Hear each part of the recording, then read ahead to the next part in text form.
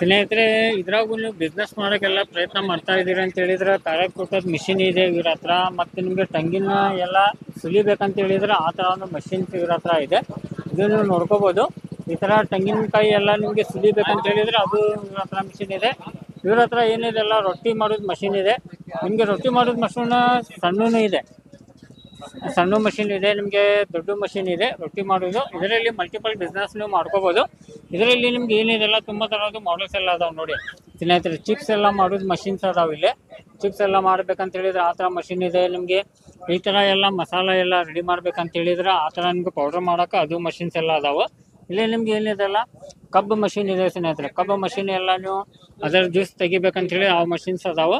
ಇಲ್ಲೇನು ಎಲ್ಲ ಗಿರ್ನಿ ಬೇಕಂತ ಹೇಳಿದ್ರೆ ನಿಮ್ಗೆ ಈ ಥರ ಮಸಾಲೆ ಎಲ್ಲ ರೆಡಿ ಮಾಡೋಕೆ ರೊಟ್ಟಿ ಮಷಿನ್ಸ್ ಎಲ್ಲ ಅದಾವೆ. ಇದ್ರಾಗೂ ತುಂಬ ಥರದ್ದು ಇವ್ರ ಹತ್ರ ಮಾಡೆಲ್ಸ್ ಎಲ್ಲ ಅದಾವೆ.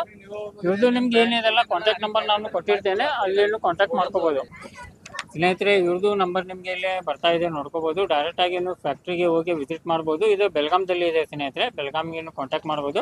ಈ ಥರ ಎಲ್ಲ ಮಾಡೆಲ್ಸ್ ಅದಾವೆ ಇವ್ರ ಹತ್ರ, ನೋಡ್ಕೋಬೋದು. ಯಾವ ಥರ ನಿಮಗೆ ಮಷಿನ್ಸ್ ಎಲ್ಲ ಬೇಕಲ್ಲ ಆ ಥರ ಮಷಿನ್ಸ್ ಇವ್ರ ಹತ್ರ ಸಿಗತ್ತೆ. ಸ್ಟಾರ್ ಇಂಡಸ್ಟ್ರಿ ಅಂತೇಳಿ ಇದು ಕಂಪ್ನಿ ಬೆಳಗಾಂದಲ್ಲಿ ಇದೆ ಸ್ನೇಹಿತರೆ.